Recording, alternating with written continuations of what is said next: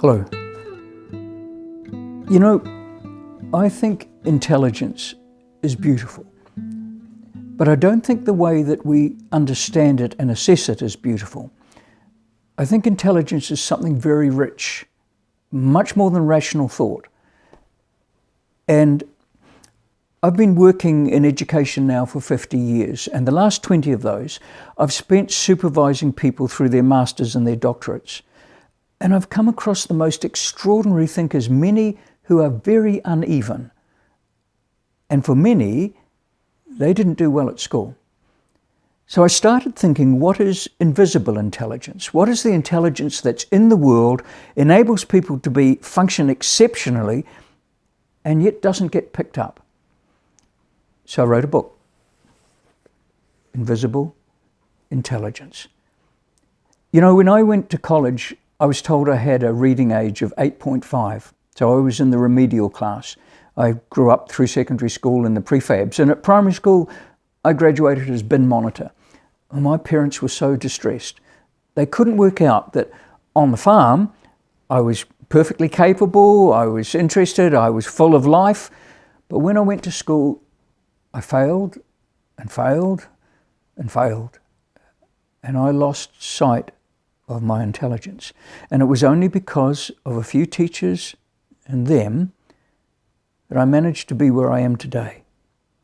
So this is an important thing, because some people don't dance with the great gods of literacy and numeracy. The road that we're on to learn to read and to learn to function numerically and arithmetically is signposted with different markers. So we don't cross the milestones at the same time. We get labeled slow or distracted or a problem, when in fact, it's just difference. So,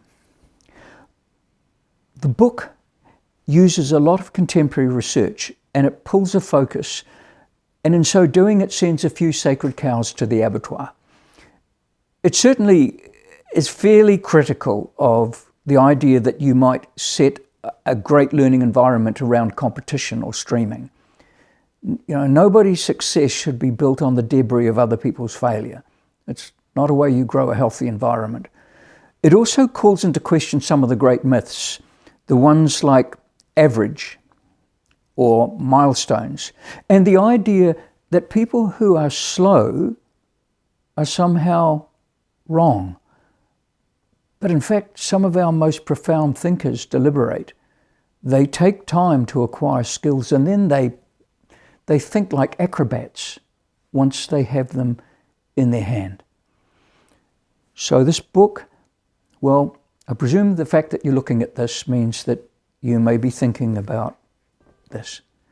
Maybe there's someone you love, your son, your daughter, someone you teach. Maybe it's you.